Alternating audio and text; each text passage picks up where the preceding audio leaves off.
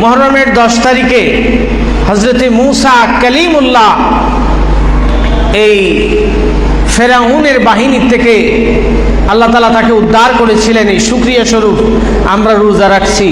আল্লাহ রসুল সাল্লাল্লাহু আলাইহি ওয়াসাল্লাম বলেন, তোমরা যদি মূসা নবীর এই নাজাতের এটাকে স্মরণ করে রোজা রাখতে পারো, ফানাহনু আহাক্কু ওয়া আওলা বিমূসা মিনকুম, তোমাদের চাইতে মূসা ইসলামের বেশি হকদার হলাম আমরা। আল্লাহ রসুল বললেন, ফাসামাহু রাসূলুল্লাহ সাল্লাল্লাহু আলাইহি ওয়াসাল্লাম ওয়া আমারা বিসিয়ামিহি, আল্লাহ রাসূল সাল্লাল্লাহু আলাইহি ওয়াসাল্লাম বললেন আমরা ওই দিনে রোজা রাখবো। আর রাসূল সাল্লাল্লাহু নিজের রোজা রাখলেন, সবাইকে রোজা রাখার হুকুম দিলেন। কিন্তু আল্লাহ রাসূল সাল্লাল্লাহু আলাইহি ওয়াসাল্লাম এখানে ইহুদিদের মুখালিফ করেছেন, ইহুদিদের সাদৃশ্য করেন নাই। মনে রাখবেন, মুসলমান উম্মতে মুহাম্মদী কোনো বিধর্মীর সাথে সাদৃশ্য রাখতে পারে না। তারা একটা রোজা রাখতো, আল্লাহ রাসূল সাল্লাল্লাহু আলাইহি ওয়াসাল্লাম বলেছেন তারা একটা রাখে, তাদের মুখালিফ করার জন্য, বৈসাদৃশ্য করার জন্য আমি নবী 2টা রোজা রাখবো। কয়টা? এই কারণে আমাদের কাজকর্ম, আমল, মুআমালাত দ্বারা আমাদের কোনো কাজ যাতে কোনো বিধর্মীদের সাথে সাদৃশ্য না হয়। আল্লাহ রাসূল সাল্লাল্লাহু আলাইহি ওয়াসাল্লাম বলেছেন, মান তাশাব্বাহা বিকাউমিন ফাহুয়া মিনহুম, আল্লাহ রাসূল বলেন যার কর্ম যে জাতির সাথে মিলবে সে তাদের সাথে অন্তর্ভুক্ত হবে। পড়েন নাউজুবিল্লাহ। এই কারণে আমাদের কালচার, আমল, আখলাক এগুলো সবসময় খেয়াল রাখতে হবে। আমাদের আখলাক যাতে ইহুদিদের মুখালিফ হয়, নাসারাদের মুখালিফ হয়, খ্রিস্টানদের মুখালিফ হয়, অন্যান্য ধর্মাবলম্বী যারা আছে তাদের মুখালিফ হবে। অর্থাৎ তাদের সাথে তাল মিলিয়ে যাতে তাদের বিভিন্ন কৃষ্টি কালচার যাতে আমরা ধারণ না করি। কারণ যদি তাদের অনুসরণ করি তাহলে আল্লাহ রসুল বলেছেন আল্লাহ তাআলা কারো অনুসরণ করলে তার অন্তর্ভুক্ত করে দিবেন। আল্লাহ তাআলা যেন আমাদেরকে সকল অপসংস্কৃতি থেকে হেফাজত করেন। আমি আয়াত তিলাওয়াত করেছি তাওবা সম্পর্কে, খুব কম সম্পর্কে কিছু কথা বলবো। আল্লাহ যেন আমাকে তৌফিক দান করেন। প্রিয় হাজিরিন কেরাম, গুনাহ আমাদের জীবনের, প্রত্যেকের জীবনে ছোট বড় গুনাহ আছে না নাই? আছে। এখন কোন গুনাহ আছে গুনাহে সগীরা, কোন গুনাহ আছে গুনাহে কবিরা। এখন আমরা মাঝে মধ্যে কিছু জিনিস চিন্তা করি যে এই গুনাহটা তো হচ্ছে ছোট গুনাহ, এই গুনাহটা হচ্ছে বড় গুনাহ। ছোট গুনাহ বলে অনেক গুনাহকে অবহেলা করি। ছোট গুনাহ আমার আমল নামায় বারবার হচ্ছে, আমার আমলে বারবার ছোট গুনাহ হচ্ছে, বারবার ছোট গুনাহ হচ্ছে, আর আমি এটাকে ছোট মনে করতেছি, আমি এটাকে ছোট মনে করেছি। আল্লাহ রসুল এক হাদিসে বলেন, গুনাহগার ইমানদার তার উদাহরণ হচ্ছে এইরকম, সে একটা পাহাড়ের নিচে বসে আছে আর সে মনে করছে ওই বিশাল পাহাড়টা কখন জানি আমার উপর চেপে বসবে, কখন জানি আমার উপর পড়ে যাবে। আর কাফের গুনাহগার যে সে তার গুনাহকে মনে করবে তার নাকের ডগায় একটা মাছি বসেছে, ওটা তাড়াইলেও কি আর না তাড়াইলেও কি। এই কারণে গুনাহগার ইমানদার গুনাহকে বড় ভয় করবে। আপনি বলবেন ছোট গুনাহ তো কি হয়েছে, এটা ছোটই তো, গুনাহে সগীরাই তো। আচ্ছা, আপনার ঘরে যদি ছোট একটু আগুন লাগে, আপনি কি বলবেন যে ওইটা আগুন খুব অল্প থাকুক? বলবেন এটা খুব অল্প আগুন লাগলে এটাকে কি বলবেন যে এটা খুব অল্প আগুন থাকুক? বুজুর্গানে দ্বীন বলেছেন গুনাহ এটা এক ধরনের আগুন। গুনাহ একটা কি? কথা বলেন, গুনাহ একটা কি? আগুন। এটা আগুন যেভাবে খুব ছোট্ট জায়গায় ক্ষুদ্র আকারে আগুন লাগলেও এটা আগুন, যে কোনো সময় এটা ভয়ানক রূপ ধারণ করতে পারে। ইমানদার মুমিন মুসলমান গুনাহকে ওই রকম আগুন মনে করবে। এই ছোট্ট একটা গুনাহ কখন আপনার গোটা জিন্দগিকে জ্বালায় পুড়ে ছাই করে দিতে পারে। এই কারণে কোন গুনাহকেই ছোট মনে করা যাবে, এটা একটা প্রকার করা হয়েছে আর কি, গুনাহ থেকে বেঁচে থাকার জন্য। কিন্তু এর মানে এটা না যে ছোট গুনাহ তো ছোট গুনাহ, এটা ইচ্ছা মতো করতে পারবো। যে হাজির, এই গুনাহ থেকে আল্লাহর দরবারে তওবা করার দরকার আছে না নাই? আল্লাহ রাসূল রাহমাতুল্লাহ লিল আলামিন, আল্লাহর প্যারা হাবিব, দুনো জাহানের বাদশা নবী বলেন, দুনিয়ার মানুষ যখন তওবা করার জন্য ইস্তেগফার ইস্তেগফার করার জন্য যখন অগ্রগামী হয়ে যায়, যখন সে তওবা করার জন্য, ইস্তেগফার করার জন্য খুব বেশি একনিষ্ঠ হয়ে যায়, মান লাজিমাল ইস্তিগফার জাআলাল্লাহু লাহু মিন কুল্লি দাইকিন মাখরাজান ওয়া মিন কুল্লি হাম্মিন ফারাজান ওয়া রাযাকাহু মিন হাইসু লা ইয়াহতাসিব। একটু আওয়াজ করে বলা যাবে কি সুবহানাল্লাহ? আমার বাবারা, বন্ধুরা আমার, আল্লাহ রাসূল রাহমাতুল লিল আলামিন তওবাকারীদের দৃষ্টান্ত দিয়ে গিয়ে বলেন, একটা লোক মরুভূমির মধ্যে উট নিয়ে ভ্রমণ করার জন্য বের হয়েছে। আচ্ছা বলেন তো, মরুভূমির মধ্যে ভ্রমণ করা সহজ না কঠিন? কি বলেন? কঠিন কাজ। উঠে ভ্রমণ করবে, সফর করবে, এই উটের কাছে সামান্য পানি থাকে, কোনো পানি নাই, এই উট ছাড়া। এই কারণে উটকে বলা হয় মরুর জাহাজ। কি বলা হয়? মরুর জাহাজ। এই কারণে আমার আল্লাহ উটের দিকে তাকিয়ে মানুষকে চিন্তা করার জন্য বলেছেন, আফালা ইয়ানজুরুনা ইলাল ইবিলি কাইফা খুলিকাত। পড়েন সুবহানাল্লাহ। আল্লাহ বলেন উটের দিকে তাকাও, আমি উটকে কিভাবে সৃষ্টি করেছি। আফালা ইয়ানজুরুনা ইলাল ইবিলি কাইফা খুলিকাত। এই উটে একটা লোক ভ্রমণে বের হয়েছে মরুভূমির মধ্যে। হঠাৎ করে সে একটা গাছের নিচে বিশ্রাম নিয়েছে। বিশ্রাম নেওয়ার পরে দেখে তার উটটা হারায় গেছে। তার উট কি হয়েছে? হারায় গেছে। আচ্ছা, এই বিশাল মরুভূমির মধ্যখানে একমাত্র অবলম্বন উট যদি হারিয়ে যায়, ওই লোকটার টেনশনের কি কোনো শেষ আছে? উট হারিয়ে গিয়েছে। এই মুসাফির এখন উট না পাওয়ার, মৃত্যুবরণ করা একই কথা। কারণ উট ফিরে পেলেই সে বেঁচে যেতে পারবে। পায়ে হেঁটে এই বিশাল মরুভূমি পার হওয়া সহজ নয়। কাঁদতে কাঁদতে অস্থির হয়ে লোকটা আবার কান্নাকাটি করতে করতে গাছের নিচে ঘুম লেগে গেছে। কারণ কান্না করলে, খুব দুর্বল হলে মানুষের ঘুম পায়। কাঁদতে কাঁদতে গাছের নিচে ঘুমিয়ে পড়েছে। ঘুমিয়ে পড়ার পরে হঠাৎ ঘুম থেকে জাগ্রত হওয়ার পরে দেখে আবার তার সামনে তার হারানো উটটা তার সামনে হাজির হয়ে গেছে। কিচ্ছা না, এটা আল্লাহ রসুল বলছেন, হাদিস শরীফ। আল্লাহ রসুল রাহমাতুল লিল আলামিন বলেন, যখন লোকটা ঘুম থেকে জাগ্রত হলো, ঘুম থেকে জাগ্রত হয়ে যাওয়ার পরে দেখে তার সামনে উটটা হাজির হয়ে গেছে। এমন সময় লোকটা সুম্মা ক্বালা মিন শিদ্দাতিল ফারহি আল্লাহুম্মা আনতা আবদি ওয়া আনা রাব্বুকা। একবার আওয়াজ করে বলা যাবে কি সুবহানাল্লাহ? লোকটা যখন উটটা ফিরে পেয়েছে, ফিরে পাওয়ার পরে উটটাকে জড়ায়া ধরছে, চুমু দিচ্ছে আর আল্লাহ শুকরিয়া আদায় করছে। আল্লাহ শুকরিয়া আদায় করে বলছে, আল্লাহুম্মা আনতা আবদি ওয়া আনা রাব্বুকা। আপনি উট আমার ফিরাই দিয়েছেন আল্লাহ, আমি এত খুশি হয়েছি। আপনি আমার বান্দা আর আমি আপনার রব। কি করতেছে? উল্টা কথা বলতেছে। আল্লাহ, আপনি আমার বান্দা আর আমি আপনার রব। এটা উল্টা কথা হয়ে গেছে। আল্লাহ রসুল বলেন, রব্বুকা ওয়া আনা রব্বুকা আখতা মিন শিদ্দাতিল ফারহে।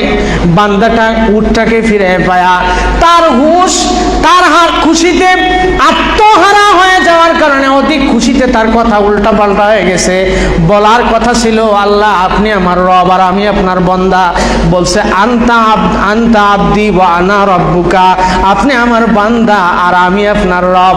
আল্লাহ রসুল বলেন, বান্দাটা যে উটকে পাওয়ার পরে যেভাবে খুশি হয়েছে, আমার আল্লাহর কোন ইমানদার মুমিন বান্দা গুনাহ করার পরে যখন আল্লাহর দরবারে ফিরে আসে, তখন আমার আল্লাহ ঠিক ওইভাবে বান্দার উপর খুশি হয়ে যায়। একটা সন্তান বাড়ি থেকে বাইরে হয়ে গেছে, মা ডাকতে ডাকতে ডাকতে ডাকতে এটাকে পায় না, শেষ পর্যন্ত একটা ছড়ি নিয়ে ঘরের এই বাসার দরজায় দাঁড়ায় থাকে, আজকে আসলে এমন পিটান দি মুয়েরে। সারাদিন পরে যখন সন্তানটা ফিরে ঘরে আসছে, আসার পরে মা যখন সন্তানের চেহারার দিকে তাকায়, তখন আর সহ্য করতে পারে না, ছড়ি ফালায়া সন্তানটাকে বুকের সাথে জড়াই নেয়। বাবা কই ছিলি সারাদিন? তোর টেনশনে আমি এত এত অস্থির হয়ে আসছি। একটা মানুষ যদি হারানো একটা মানুষকে ফিরে পাওয়ার পরে এত আনন্দিত হয়, তাহলে আল্লাহ যখন তার দরবার থেকে বিচ্ছিন্ন হয়ে যাওয়া কোনো বান্দা ফিরে আসে, আল্লাহ ওই বান্দা ফিরে পেলে, ওই বান্দাকে ফিরে পেলে খুশি হন না বেজার হন? এই কারণে আমার আল্লাহ বলেন, আমার নবী বলেন, মান লাজিমাল ইস্তিগফারা জাআলাল্লাহু লাহু মিন কুল্লি দায়কিন মাখরাজান ওয়া মিন কুল্লি হাম্মিন ফারাজান ওয়া রাযাকাহু মিন হাইসু লা ইয়াহতাসিব। আমার কোন উম্মত যখন মান লাজিমাল ইস্তিগফারা, যে যখন তওবা করা, ইস্তিগফার করাটাকে যখন লাজিম করে নিবে, খুব বেশি বেশি তওবা করে ইস্তিগফার করবে, জাআলাল্লাহু লাহু মিন কুল্লি দায়কিন মাখরাজান, বান্দা যখন খুব বেশি বেশি ইস্তিগফার পাঠ করবে, তখন আমি আল্লাহ, আমার আল্লাহ ওই আমার উম্মতটাকে ইস্তিগফারের কারণে তার সকল দুশ্চিন্তা থেকে তাকে মুক্ত করে দিবে। তাহলে টেনশনের ওষুধের নাম কি? ইস্তিগফার। টেনশনের ওষুধ কি? এটা আওয়াজ করে বলেন। যার খুব বেশি টেনশন হয়, দুশ্চিন্তা হয়, শুধু কি করবেন? ইস্তিগফার করবেন, শুধু ইস্তিগফার করবেন, দেখবেন আল্লাহ তাআলা আপনার দুশ্চিন্তাকে মুক্ত করে দিবেন। হযরতে ইমাম আহমদ ইবনে হাম্বল রহমতুল্লাহ আলাইহি, জগৎ বরেণ্য একজন মুহাদ্দিস, একদিন এক মসজিদে রাত্রি যাপন করার জন্য গেছে। তো মসজিদের যিনি দেখাশোনা করেন, এশার নামাজের পরে কয়, না এখন মসজিদে থাকা যাবে না, বাইরে হয়ে যান। ওনাকে মসজিদ থেকে বাহির করে দিস। উনি বাহির হয়ে বাইরে গেছেন, চিন্তা করলেন রাতটা তো কাটাতে হবে, আমি মুসাফির মানুষ। ছোট্ট এক বাজারে গেছেন, যায় দেখেন এক লোক ওই রুটি তৈরি করতেছে। তো তিনি যায় তাকে বললেন, ভাই আমাকে একটু জায়গা দেওয়া যাবে? শীতের রাত, তোমার আগুনের পাশে একটু থাকবো আর রাতটা কাটাবো। তো যুবক ছেলে বললেন, ঠিক আছে, আপনি বসতে পারেন। হযরত আহমদ ইবনে হাম্বল রহমতুল্লাহ আলাইহি তার দিকে তাকাইলেন, তাকায় দেখেন যে ছেলেটা রুটির খামির বলতেছে, পড়তেছে আস্তাগফিরুল্লাহ। রুটিটা তাওয়াতে দিচ্ছে, আবার বলছে আস্তাগফিরুল্লাহ। এই রুটিটা কাস্টমারকে দিচ্ছে, আবার বলছে আস্তাগফিরুল্লাহ। টাকা নিচ্ছে, সে আবার বলছে আস্তাগফিরুল্লাহ। অর্থাৎ তার প্রত্যেকটা কাজে, প্রত্যেকটা মুহূর্তে মুহূর্তে সে ইস্তিগফারের মধ্যে ডুবে আছে। হযরত আহমদ ইবনে হাম্বল রহমতুল্লাহকে সে চিনে নাই। হযরত আহমদ ইবনে হাম্বল রহমতুল্লাহ আলাইহি বলেন, ভাই আপনি প্রত্যেকটা কাজে খালি ইস্তিগফার পড়তেছেন, এটার রহস্য কি? কেন এটা করতেছেন? যুবক ডাক দিয়ে বলে, ইমাম আহমদ ইবনে হাম্বল, আমার জীবনে আমি এত বেশি ইস্তিগফার করেছি, এত বেশি ইস্তিগফার করেছি, ইস্তিগফার করতে করতে করতে করতে আমার আল্লাহ আমাকে মুস্তাজাবুদ দাওয়াত বানাই দিয়েছেন। পড়েন সুবহানাল্লাহ। ইস্তিগফার করতে করতে আল্লাহ তাআলা আমাকে মুস্তাজাবুদ দাওয়াত বানাই দিয়েছেন। আমি এই মুহূর্তে আল্লাহর দরবারে যেই কোনো দোয়া করলে আল্লাহ দোয়া সাথে সাথে কবুল করে নেন। হযরত ইমাম আহমদ ইবনে হাম্বল বলেন, তাই নাকি? তুমি যেই দোয়া করো সেটাই কবুল হয়? বলে হ্যাঁ। ইমাম আহমদ ইবনে হাম্বল বলেন, তাহলে একটু পরীক্ষা করার দরকার। সাথে সাথে যুবকটা বলে, মা আল্লাহর বান্দারে, আমার জীবনে এমন কোন দোয়া নাই যেটা আমি করেছি আর কবুল হয় নাই। আমার জীবনে যত দোয়া করেছি আমি সব দোয়া কবুল হয়েছে। ইমাম আহমদ ইবনে হাম্বলকে বলতেছেন, আল্লাহর বান্দা, শুধুমাত্র জীবনে একটা মাত্র দোয়া বাকি আছে, যে দোয়াটা আমার আল্লাহ এখনো কবুল করে নাই। সুবহানাল্লাহ বলেন। একটা মাত্র দোয়া বাকি আছে যেটা আমার আল্লাহ এখনো কবুল করেন নাই। ইমাম আহমদ ইবনে হাম্বল রহমতুল্লাহ আলাইহি বলেন, জীবনের সকল দোয়া তোমার কবুল হয়ে গেল, এমন কোন দোয়া তোমার বাকি আছে যেটা এখনো কবুল হয় নাই? যুবক ডাক দিয়া বলে, আমি শুনেছি এই জামানার সবচাইতে বড় মুহাদ্দিসের নাম হলো ইমাম আহমদ ইবনে হাম্বল। আমি আল্লাহর দরবারে দোয়া করেছি আমাকে যাতে আমার আল্লাহ ইমাম আহমদ ইবনে হাম্বলের সাথে একবার সাক্ষাৎ করার তৌফিক দান করেন। আর আমি আল্লাহর দরবারে দোয়া করেছি আমি যেন একবার জীবনে একবার হলেও ইমাম আহমদ ইবনে হাম্বলের কপালে একটা চুমু দিতে পারি। ইমাম আহমদ ইবনে হাম্বলের চোখে কান্নার মাঝারি হয়ে গেল, এমন কান্না শুরু করে দিলেন। বললেন, যুবক রে, তুমি সত্য বলেছ, তুমি মুস্তাজাবুদ দাওয়াত। তোমার জীবনে যত দোয়া করেছ সব দোয়া আমার আল্লাহ কবুল করেছেন। যুবক রে, এই মুহূর্তে যে দোয়া করেছো এই দোয়াটাও তোমার ফেরত হয় নাই, ফেরত হয় নাই। তুমি আহমদ ইবনে হাম্বলের সাথে মুসাফা করবে, তার কপালে চুমু দেওয়ার জন্য আল্লাহর দরবারে দোয়া করেছো। ওরে যুবক, তোমার এই উনুনের পাশে, তোমার এই চুলার পাশে এই মুহূর্তে যে লোকটা আমি দাঁড়িয়ে আছি, যে তোমার সাথে কথা বলছি, সে অন্য কোনো লোক নয়, অন্য কোনো লোক নয়। আমি হলাম এই জগতের শ্রেষ্ঠ মুহাদ্দিস ইমাম আহমদ ইবনে হাম্বল। যুবক কান্নায় লুটিয়ে পড়লেন, ইমাম আহমদ ইবনে হাম্বলের হাতে মুসাফা করলেন এবং তার কপালের মধ্যে একটা চুমু দিলেন। তাহলে আমাদের ইস্তেগফার করার দরকার আছে না নাই? ইস্তেগফার করলে আল্লাহ তাআলা আপনার দোয়া কবুল করবেন। তো এই ইস্তেগফারটা হচ্ছে, দেখেন, এই ইস্তেগফারটা হচ্ছে ডাস্টারের মতো। অর্থাৎ আপনি যত বেশি ইস্তেগফার করবেন, লিখলে যেভাবে ব্ল্যাকবোর্ড থেকে ডাস্টার দিয়ে মুছা যায়, ইস্তেগফারটাও হচ্ছে ওরকম। আপনি যত বেশি ইস্তেগফার করবেন, যত বেশি ইস্তেগফার করবেন, আল্লাহ সুবহানাহু ওয়া তাআলা আপনার আমলনামা থেকে গুনাহকে মিটিয়ে দিবেন। যত তওবা করবেন, আপনার ইস্তেগফার পাঠ করবেন, আপনার আমলনামা থেকে গুনাহ কমবে আর আপনি আল্লাহর তত কাছাকাছি হবেন। যত গুনাহ কমবে আপনি আল্লাহ তত কাছাকাছি হবেন, আর আল্লাহ সুবহানাহু ওয়া তাআলা আপনাকে ইস্তেগফারের পুরস্কার দিতে থাকবেন। যারা হাজিরিন, এইভাবে ইস্তেগফারের যে ফজিলতগুলো আছে, আপনি ইস্তেগফার করার মাধ্যমে আল্লাহর কাছাকাছি যেতে হলে একটা মাত্রই রাস্তা। আপনি খুব বেশি ইস্তেগফার করবেন, আল্লাহর কাছে বলবেন, আল্লাহ গুনাহ করেছি, যত বেশি পারবেন। আচ্ছা, আপনি দৈনিক গুনাহ করেন কয়বার? হিসাব আছে? ধরেন আপনি গুনাহ করছেন 100টা। আমাদের এই বর্তমান যে ইলেকট্রনিক জীবন, আমরা যে পরিমাণ গুনার মধ্যে ডুবে থাকি। আচ্ছা, ধরেন অনুমানিক একটা মানুষের দৈনিক 100টা গুনাহ হয়, কিন্তু আপনি চিন্তা করেন আপনি একদিনে কয়বার ইস্তেগফার করেছেন? আপনার তো গুনাহ বাড়তেই আছে।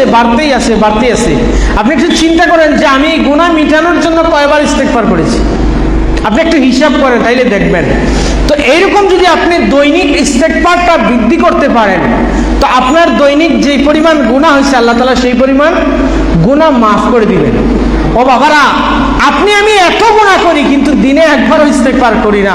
আর মাসুম নবী, যেই নবীর কাবলে নবুয়ত কোনো গুনাহ ছিল না, বাদে নবুয়ত, ইজহারে নবুয়তের আগেও যার কোনো গুনাহ নাই, ইজহারে নবুয়তের পরেও যার কোনো গুনাহ নাই, সেই নবী রাহমাতুল লিল আলামিন বলছেন, ও দুনিয়ার মানুষেরা, আমি রাহমাতুল লিল আলামিন দৈনিক কমপক্ষে 70 বার আল্লাহর দরবারে ইস্তেগফার পাঠ করি। যেই নবীর আমলনামায় গুনার ছিটা ফুটাও নাই, সেই নবী বলছেন আমি দৈনিক 70 বার গুনাহ ইস্তেগফার পাঠ করি। অন্য বর্ণনায় আছে আল্লাহ রাসূল রাহমাতুল লিল আলামিন দৈনিক 100 বার ইস্তেগফার পাঠ করেন। তা আমরা সেই নবীর উম্মত। আচ্ছা, যদি নবীজির গুনাহ নাই, এটা তো প্রমাণিত কথা, নবীর কোন গুনাহ ছিটে ফোটাও নাই, তাও নবী এত ইস্তেগফার করেন। এটার কারণ কি? এটার একটা মাত্র কারণ হচ্ছে নবী অধিক পরিমাণ ইস্তেগফার করলে তার উম্মতরাও যাতে বেশি পরিমাণ ইস্তেগফারে অভ্যস্ত হয়। পড়েন সুবহানাল্লাহ। আর আরেকটা ব্যাখ্যা আছে, ইস্তেগফার পাঠ করলে, বান্দা যখন ইস্তেগফার পাঠ করে যতবার ইস্তেগফার পাঠ করবে প্রত্যেকবার ইস্তেগফারের কারণে আল্লাহ তাআলা তার একটা একটা মর্যাদাকে বুলন্দ করে দেন। তো সেই হিসাব যদি করেন, তার মানে নবীজি দৈনিক 100টা ইস্তেগফার করতেন, মানে কি নবীর আল্লাহ তাআলা এমনিতেই তো মর্যাদা বুলন্দ করছেনই করছেন। এই ইস্তেগফারের বিনিময়ে দৈনিক প্রত্যেকটা দিন ওয়ারাফা'না লাকা যিকরাক, আল্লাহ তাআলা মুহূর্তে মুহূর্তে তার হাবিবের শান মানকে সমুন্নত করছিলেন।